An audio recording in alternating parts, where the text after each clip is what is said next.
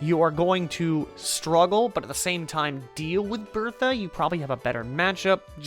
I mean, you're weak to the ground type, so be careful. Fire types, I mean, you'll wreck those. And then Psychic types, you just go even. But remember, for some reason, the Elite Four loves to have Earthquake. At least back in Diamond and Pearl, they did.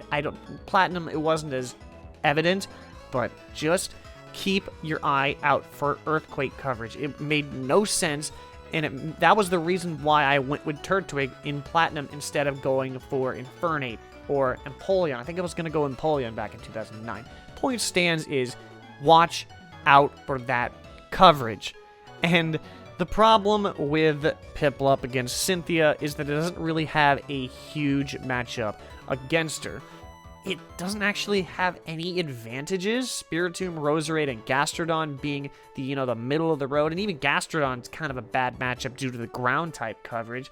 Milotic, Lucario, and Garchomp, it all struggles against that, especially Milotic, because it can't really touch Milotic at all, even with ice types. I mean, Garchomp, sure, with ice coverage, but you'll get absolutely destroyed against his ground type moves. It's not a good time.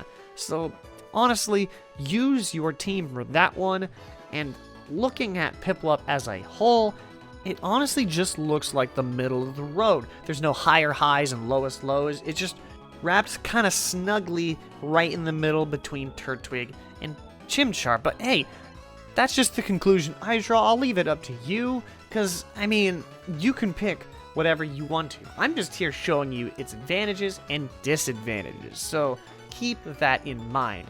But that will wrap up another starter type review for the remakes. We might get into Legends sooner than later, but that's for another day. If you did enjoy, don't forget to hit the like button and subscribe to start the climb today. And with that though, I want to thank you for watching, and I'll catch you back at the top later on, because that's how we do it.